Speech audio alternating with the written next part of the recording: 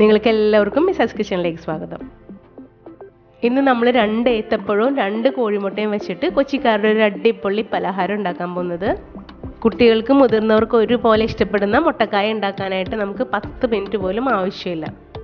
അപ്പോൾ ഞാനിവിടെ അത്യാവശ്യം നല്ല വലുപ്പമുള്ള 2 ഏത്തപ്പഴം എടുത്തിട്ടുണ്ട്. 2 ഏത്തപ്പഴത്തിന് 2 കോഴിമുട്ടയാണ് എടുത്തിരിക്കുന്നത്.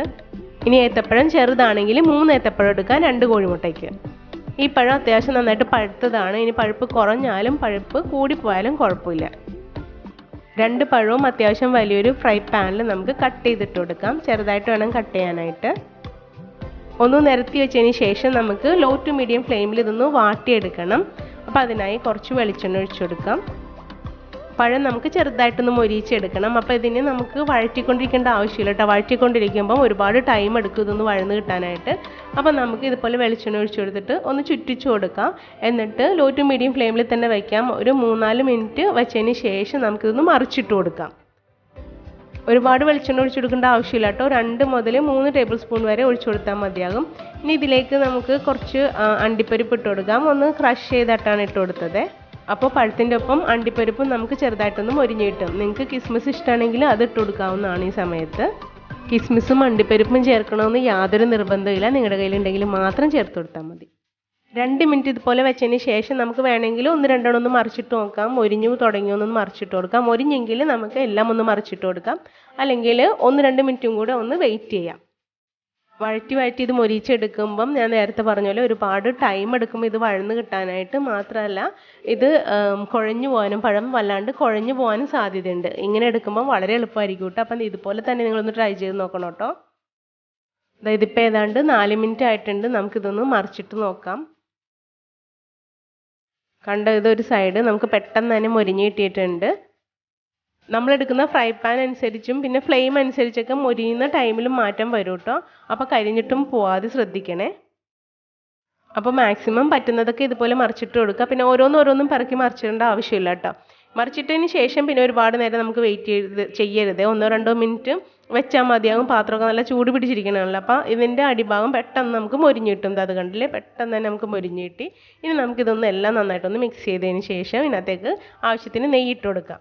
അപ്പോൾ ഞാൻ ഏതാണ്ട് 1/4 ടീസ്പൂണോളം നെയ്യാണ് ഇതിനകത്തേക്ക് ഇട്ട് കൊടുത്തത്. നിങ്ങൾക്ക് നെയ്യ് ഇഷ്ടമാണെങ്കിൽ കുറച്ചും കൂടെ ഒഴിച്ചു കൊടുക്കാം. ഇനി നെയ്യ് ഒട്ടും വേണ്ട, വെളിച്ചെണ്ണ മാത്രം മതിയെങ്കിൽ അങ്ങനെയും കുഴപ്പമില്ല. അങ്ങനെ ഇതുണ്ടാക്കാം, ഒരു കുഴപ്പമില്ല.